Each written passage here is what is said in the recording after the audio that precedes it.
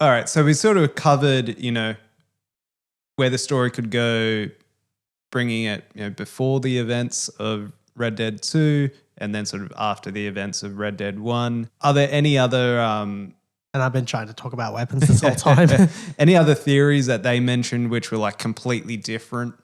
I think there was ones that were kind of like, almost you could describe as like spin-offs focusing on specific characters, like one which I found kind of neat, but then was like at the same time, I'm not sure if this would go anywhere interesting, but I think it would be pretty neat was having one focusing on Uncle back in the day.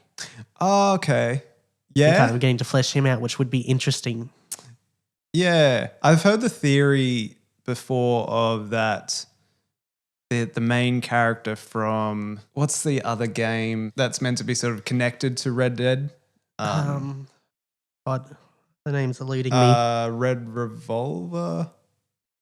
I think it's like Red Dead Revolver. Yeah.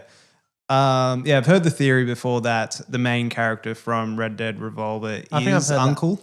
Yeah, I've heard that theory before, but I don't quite take credence in it. Yeah, I've never played that game, so I can't really say too much about it. But yeah, I've heard that before. I guess, spin-off ones. And like there's enough material to go to that set up in the second game to kind of, give you, a fair bit to work with while also leaving enough to be, wanting to kind of fill in the blanks.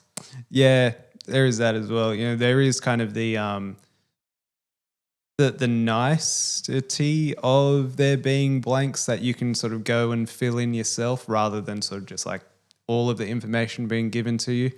I think that's also a nice thing to add. So I guess the other idea, you could sort of take the story away from, I guess, classic outlaws and move it towards the Pinkertons.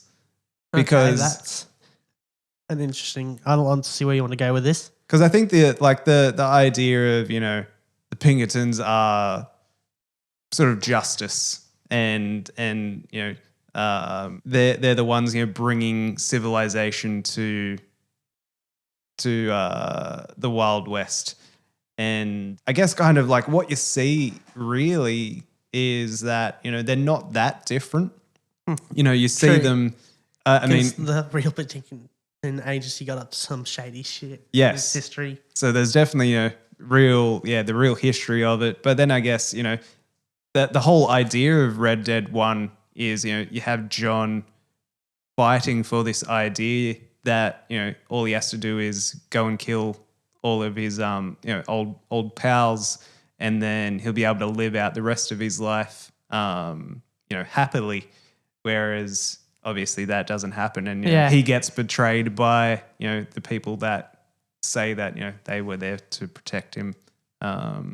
So I think, you know, you could possibly go that way of showing their story, and I don't know. I'm not sure how it would work, but it'd definitely be an interesting avenue to go down. But on the note of kind of like going like having a game kind of set like back when Uncle's younger, they actually kind of did a similar kind of. Someone also had a similar idea, but with Micah instead, which kind of like he's like kind of like ending at when he kind of joins up with Dutch's gang, and possibly even going and ending at like the events that happened at Blackwater, which leads to the events of Red Dead 2, which I kind of think it's interesting, but at the same time I feel like at that point it's a bit too close. So if it was to be poorly executed, it would probably hurt the story of both 1 and 2. Yeah. It is interesting. Getting more info on Micah is I guess origin story and how he connects with Dutch. That would be interesting.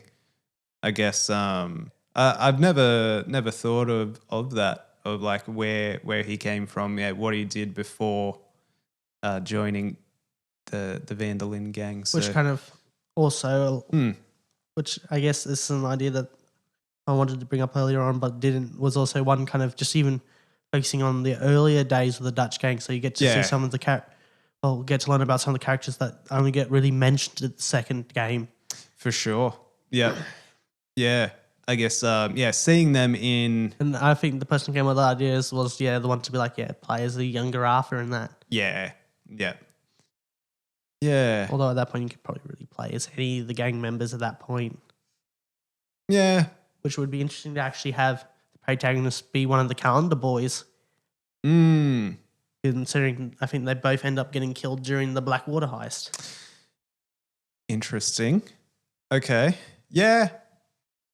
That could be pretty interesting. Yeah, especially going that way. If I'm remembering correctly, and if I heard correctly, that I think in one of the scrapped dialogue conversations between Arthur and Dutch, which I'm not sure how they found it, but I think it's just digging through game files. It was that. It's like, basically Arthur said that I can't remember which one of the calendar boys it was, but one of them kind of being injured in that and realizing that if he doesn't do something, both him and Arch are done for. So kind of decides to be like, fuck it, I'm done. I'm going to make my stand here and buy Arthur some time. And that would kind of be an awesome last mission, just holding out as long as you can to buy Arthur time. Yeah, that's cool. I guess, it kind of would give back that kind of vibes from the last Halo Reach mission, which is current objective, survive. Yes. And no matter what you do, you'll eventually end up dying anyway. Yeah. That's cool. I think that would be interesting. And that would kind of be awesome just to have an achievement being holding it. If you hold out for a certain amount of time to get the final gold and that. Yeah. Which would be awesome. Or even having kind of a challenge to be how long can you hold out at the end? I think so, yeah. Just be wave after wave. Okay. Which I think just for that final mission alone would be worth kind of making a really good story to tie into that last stand. Yeah. I guess you would also then have a pretty similar character to Arthur where you get that sort of perspective of all the other characters, sort of living. Because obviously there's that point in time where, John leaves the gang. So it'd be interesting to see sort of what led up to that. Or I guess just, some more info. Which you could definitely kind of focus on being, set back in the earlier days and that. Yeah. And, there's also the...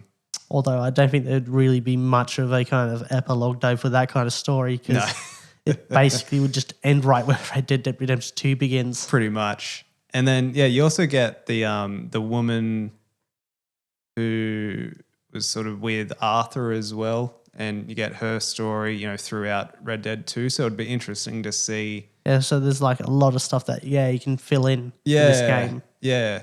See her time in the gang and which would make it interesting because it'd be like a prequel. Yeah, essentially, yeah. It only just took me now to realise that. I guess it kind of spurring off the idea of it following, someone sort of completely different. Obviously, in both games, we get quite an array of very interesting sort of characters that you help out or, maybe don't help out along the way. One of the, I guess, side quests in Red Dead 2 is going around and killing all of the famous gunslingers. Yeah. So, I guess, there's opportunities there that... Especially when you're just trying to find out about Jim Boy Calloway. Yeah. And you end up killing half the people that knew about him. Yes.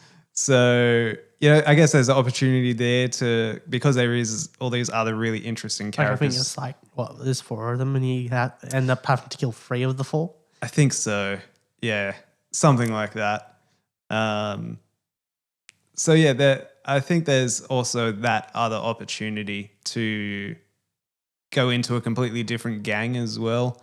I think that was an idea that one of the other YouTubers did bring up. Yeah, okay.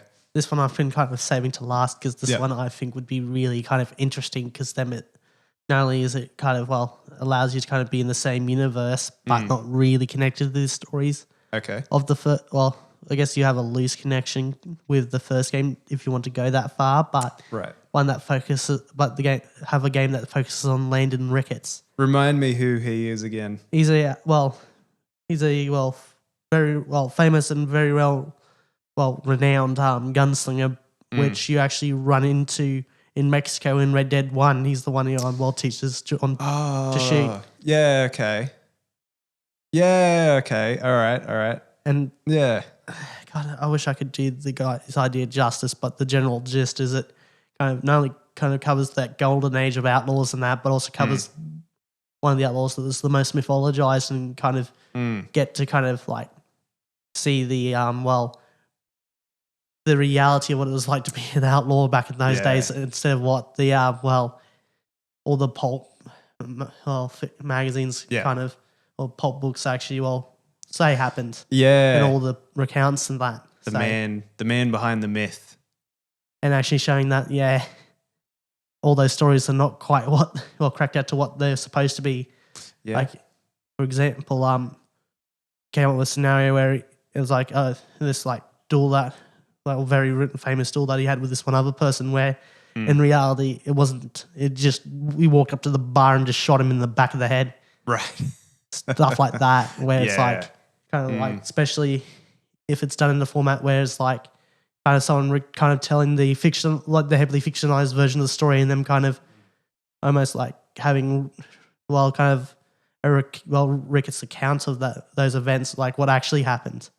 But I'm not sure how that kind of works. I think it would be more just kind of having like a small section of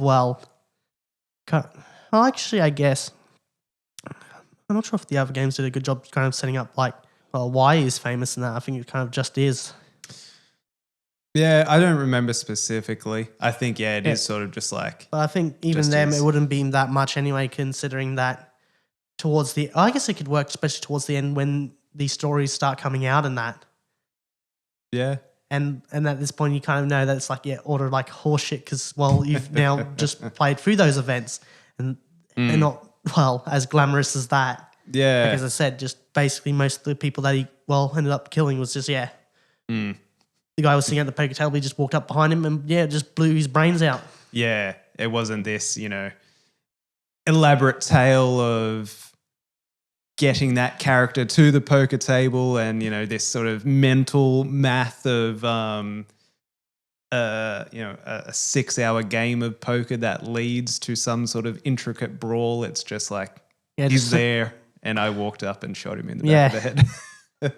Which would be kind of awesome to even, like, it'd be interesting to do, but like kind of having it as a way as like being told the glamorized account and then kind of playing through what actually happened.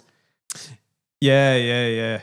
I'm not sure how that would work, but it would be quite interesting. Yeah, I guess it would be sort of like a storybook version. So, there would be moments where I guess you could have something I guess similar in Red Dead 2 is that idea of, I think there is the reporter that is interviewing certain famous gunslingers, and so maybe it could be sort of along that line, like there's someone interviewing him and then they're relaying the famous stories, and he just says that's all BS. This is how it really happened. Then you go through that. It's interesting. Which I kind of like that idea, just to take a character that in the universe is like highly glamorized and romanticized, and to be like, like that happens. Yeah, it's interesting. And just kind of showing the contrast of like how much of these accounts are basically just a made up fairy tale compared to the reality of what happened. For sure. That's pretty cool. Which I just really like that idea, but I think I like that kind of doing stuff like that too, especially narratives that have been heavily kind of glamorized and romanticized over the years, to kind of strip away those layers and being like, this is what actually happened. Yeah. That's cool. I think it'll definitely be different for sure. But it just gives you that other perspective, which could work pretty well. Like, I do recommend you check the video out just to see the person that kind of covers this idea, because there's a kind of almost deviated and kind of came up with my own thing, which was sort of a blend of his idea with a few of my think changes I would make to it. But the one thing I did like, it also did focus on his early life back when he was a kid on his parents' farm and being like, he's like, I think he had like, the guy was like, he had a younger brother and that was really wanted to be a gunslinger, where at this point Brandon Ricketts was like, nah, I don't really care, I just have to work on my dad's farm. Yeah, okay. And then just because of a series of events, he ends up going down that line and becoming an outlaw. Yeah. Out of revenge and that. Yeah, okay. That's cool. That's pretty cool. I think at one point, with an encounter with, I think, a gang in that, his brother ends up getting killed. So now it's like, hey, now I'm going to get revenge on all this gang for while killing my brother and that. Right. And I think that's what actually happened to, like, I think the head of the gang, that gang, or one of the members of that gang that was quite prolific. He was at a poker table. Landon Ricketts just walked up behind him and just blew his brains out. Interesting. Which I just really like the idea of. Yeah. I think... Which is kind of what really happened. Actually, a lot of the figures from that time period I looked into, they kind of had a similar fate. I think actually that's what happened to Pat Garrett. He was, someone walked up behind him and, again, shot him in the back of the head while he was at a poker table, if I remember correctly. Although, again, the problem with actually accounts of people from that time period is, they kind of have the same problem that the whole point of this narrative, my take on it was to kind of dismantle the romanticized version of that story and show what really happened. Yeah. And I'm not sure if that account was what really happened or what was kind of... I don't think that's very romantic, just to have him just shot in the back of the head. No real fanfare in that. Yeah, I guess it depends on the perspective of where the story's coming from. But it's interesting. Yeah, the idea of the sort of the folk tale, the myth behind it, and then unraveling it and getting to what actually happened. Yeah, I think actually that would even be actually kind of even come another way at it. To just thought of when you kind of said that is to actually be like, kind of start off with like, this is kind of like have a kind of a prologue that kind of goes through Brandon Ricketts' life in the grammarized version, and then like once you get through that prologue, it's like, now this is what actually happens. Okay. Okay, that's an interesting idea because I guess you would end up playing through two separate games there, which isn't uncommon with Red Dead. So that'd be interesting. I guess the hard thing would be trying to then sort of distinguish it as its own thing. I think that's like, I think at the core of the idea of Red Dead 3, that they're definitely going to have, Rockstar's definitely going to have a very difficult time delivering a really good game that is going to be as entertaining as the first two, and then I guess that either adds to the story that's already there or is removed from the story, but that isn't so far removed that it doesn't feel like Red Dead. I think there's actually that kind of hypothesis I came up with, which is kind of a blend of that guy's original idea with my kind of take on it. I think kind of almost, not quite, but almost strikes the perfect balance between being something new but also kind of being the same old. Yeah, I think it does. It gets pretty close, I guess. It'd be just finding that unique story there and it not being too close to sort of like the story that you get in Red Dead 2. Which the question is kind of where would the end point be though? Yeah, I guess. Yeah, do you have because it'd be interesting having that encounter that ending at where the John has the first encounter with Landon Ricketts and that. You could tie it in there. I guess you could have it as like kind of like a little like end cameo before roll credits. Yeah, that could be possible. I guess the other way you could go about it is, maybe have Landon Ricketts on his sort of like deathbed, and this is like his final sort of final statement sort of thing. True, but sort of like, he's lived his whole life as the myth, and now he's sort of like now telling the truth about, it really wasn't that glamorous or that interesting. Even though I'm not sure if many of the people playing the game would enjoy it, but to kind of really hammer that home, it's like a lot of just kind of really just boring, mundane stuff. Yeah. With like maybe the occasional gunfight here and there. Yeah. Which, I mean, you do get that as an option, definitely. You know, we're doing the jobs around the camp and that sort of thing. I guess they don't seem to really affect the gameplay too much, other than, you know, when you do enter the camp, you sort of just get annoyed by Dutch because you haven't done anything. Or what's the woman's name? Grimshaw. Yeah. So it'd be cool to have, I guess, add that element in where you have to do those mundane things. And if you don't, there are pretty sort of dire consequences.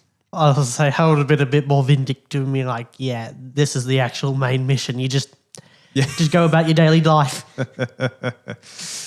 Although I think that would be a bit too tedious to have large sections of just that with the occasional scuffle or, again... Yeah. Well, I guess, again, you do get those moments, even in like Red Dead 1, where once you have killed Dutch and you return home, you know, there are those moments where literally like you're just walking around the homestead there and you're feeding animals and cleaning the horse manure and all that sort of stuff. Although I guess basically all you'd be doing would be like just chilling about town or just getting, hammered at the pub. I guess so. Which, doing that for large swaths of the game. Yeah. Although I think there would be a fine balance. It's just... Although I guess it depends on how like realistic you want it to be. There is that. Because if I really wanted it to be super realistic, it'd be like, oh goddamn! I was gonna say that's some Oregon Trail vibes there. It's like, oh yeah, Landon Ricketts died of dysentery. Oh god damn it! I had to do that. Yeah, there would be that as well. Yeah, if you really wanted to lean into it, into the reality of the time, there would be very, very few people living to old age and just dying of very sort of like, I guess, modern mundane things of Although that would be funny, just again to show, kind of be on the realistic side of things. If even there's a period where he just got really crook and it's literally just the pace of the game is like now a literal crawl and a slog to get through, because that's kind of what it's like when you're basically bedridden and crook as well. Absolutely. It's hell. Yeah. Which I guess you do get with Arthur, but I guess in this story you would get through that period rather than dying. Just be kind of a long slow period of just slogging through it. Yeah, and just again, even after that passes, just kind of recovering and just kind of being able to kind of get back on your feet. Yeah. Because it's like, when you do get over the sickness, you haven't quite gotten over it yet. You're still sort of recovering. Yeah, for sure. There, definitely be that, recovery period time where you're not 100% where you were before getting sick. I think there's definitely some potential there, I guess, and it'll be pretty interesting. I don't know. Where do you think Rockstar would go? Like, where do you think, like, if Red Dead Redemption 3 is happening, it's definitely on the cards. Which way are they going, do you think? I'm not sure, because it's kind of hard to get into a mind of a company because, usually companies do things that are, when you think about it, kind of rash. Yeah. Although it makes some business sense to do it, but at the same time, it's like, also doesn't. Yeah. Just look at how Rockstar treated the definitive edition of the classic GTA games. Yeah. That they could have been handled so much better. And I think that really the worst thing is when they actually took down like the ability to get the classic versions of the game. Right. Which then meant that if you were wanting to get into these games now, you only can get into them through the definitive edition, which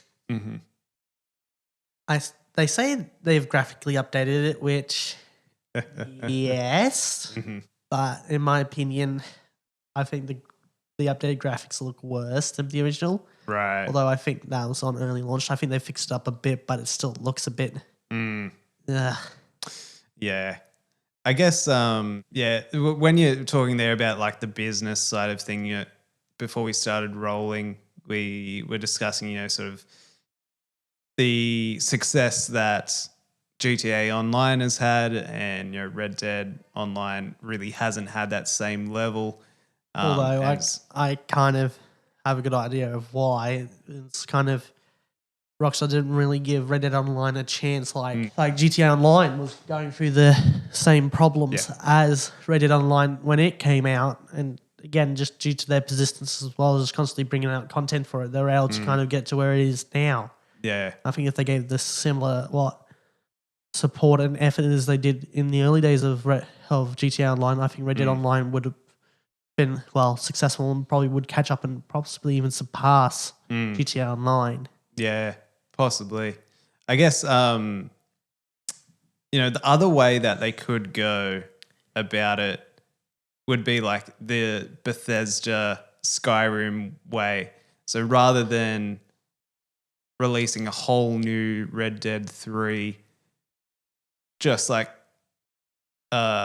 releasing DLC for Red Dead 2 to keep like moving the story along at very small increments rather than like these really big steps. That's an interesting way to go, but at the same time, I'm not sure how that would work. Yeah. Well, obviously, Bethesda's had pretty successful time at doing it with Skyrim. Because I was say, as soon as you brought up Bethesda and Skyrim, I was like, oh, are they just going to keep re-releasing Red Dead 2 just with a little bit of graphics and shit like that? And I was like, okay, yeah, this is not a good idea. No, not although Rockstar kind of did that with GTA 5. Look at how many editions of GTA 5 there are. Yeah, so not like an enhanced edition, but just DLCs to keep the story sort of moving along. Because that's definitely what. But even them just they did with Skyrim. Talking about Rockstar's company, look at what they did with the quote unquote remaster of Red Dead 1. It's not even really a remaster, it's just a port, and they're charging basically new game price for an old game that just ported over to the newer consoles as well as the Switch, and not even bringing it over to PC, which there's been kind of a large group that have been wanting it to go over to PC for as long as the game's been released, and they're still not getting it, which is like like all you're doing is probably getting slightly better graphics of an old game, and they're charging like full price for it, where you could get an old copy of the game for like $10. So what would you rather get? Just get a secondhand copy for $10 or pay $50 to get a newer version for a newer console with slightly better graphics and probably a lot more bucks than the original? Because there is that, I'm willing to bet that it's going to be buggy as hell like the definitive edition was on release. Yeah. Probably not that bad, but potentially. Potentially does have, It's interesting, I guess there's more questions now. Like, don't get me wrong, they do bundle it with Undead Nightmare, but still you can get Red Dead Redemption 1 and Undead Nightmare for $10. Yeah. Already combined. Yeah. For the older consoles. Yeah. Like I think the last time. The only real point maybe would be for PlayStation players, because backwards compatibility is a bit of a bitch with the PlayStation and that. Yes. That is I think that's a fair point. All you have to do is you're paying $50 for a 20-year-old game just to play it on a newer gen of console. It's a bit And you don't even really need to do that for you could just get, again, a secondhand 360 copy and just put the disc in on the Xbox One and you're good to go through backwards compatibility. Yeah, for sure. And I'm pretty sure I've never seen a non-game of the year version either. Every time you can get them, pick them up for pretty cheap too. Yeah, but it's every time I've seen the physical copies on the secondhand market, it's always been the game of the year edition. So you're always getting Undead Nightmare and any of the other little extras. Although, you get. Speaking of getting secondhand copies, I really want to get a secondhand copy of the Saw games and actually even do a playthrough on them. But Jesus Christ, secondhand copies are expensive for that game, and it's not really that good. Yeah, that's that's the really annoying thing about the secondhand market is the markups that you get, and that's like the one point, also like the one positive thing that I find with emulators or cracking games is, you get around those big markups. So obviously like classic ones are if you want to play, any of the original Pokemon games on a Game Boy. I remember someone putting up, I think some of the old Pokemon game emulators with the emulators to run them up on the school computers, and we'll have them shared throughout all the school computers. Yeah. And me knowing that they tend to take this stuff off them, I quickly slapped my USB in and was like, copy, paste everything into that USB, and now I have it. Yeah, same thing happened at my school. But yeah, that's where I do agree sometimes with illegal activities. Just getting around the price gouging of the secondhand market. I think that's where it not only really that, works. but even them with a lot of older hardware, it's getting to the point where they're getting so old now that it's not only parts are hard to come by, but as well. A lot of those secondhand parts are in some states of the parts already in it, so it's just going to be a matter of time until you have to replace it again anyway. And not only that, the older hardware is also harder to come by, which is making it a lot more expensive. For sure. So that's why if you want to kind of play the older Gran Turismo games here, I think you're better off going through emulators. Yeah, absolutely. I think, It's actually amazing what I've seen people can do with the old Gran Turismo games in emulators and that. Yeah. Being able to kind of not make their graphics like super modern, but bring them up to a point where, like, if they were to come out like let's say I think it was Gran Turismo 2, I think, or 3, there was like this one person who modified it and updated the textures to make it look like it was on par with like Gran Turismo 4 and 5 graphically. Yeah, okay. I think it was 3 or 2. It may have been the original. That's cool. Which I think 4 and 5 is like PS2, 3, isn't it? I think so. Yeah. Definitely PS3. Sure. I'm not sure about PS2. I've been looking at an emulator, but from what I've heard, I guess you could emulate like an Xbox port of the Saw game, but I've heard the PC port of the game is not that great. Ah, okay. And even then, I was thinking of just getting, and you can't just get like a 360 copy and run your Xbox One, which is a shame. Cause again, that's one of the few games that's not backwards compatible. Yeah, which makes it even harder because, like, although I think you can still get 360s pretty cheap secondhand. Yeah, you definitely can. You just obviously run the risk of, as you're already saying, old hardware. I've still got a 360, and the biggest problem I have with it is the disc tray. It just always gets stuck, and if it gets stuck, I have to open it up and joggle a little spindle wheel thing, and then it starts working again. But it's that's the problem with the old hardware. All right, we're going to have to wrap this. Although at least let us know your theories and thoughts in the comments. And if we do end up doing another What Short Sort Redemption or long format podcast, if you come up with any really good ideas, we'll give you a shout out and mention your idea. Yeah, give us an idea. Suggestion for Red Dead Redemption 3. Yeah, ideas for topics to discuss. That'd be cool. And I guess we'll see you next time. Yeah.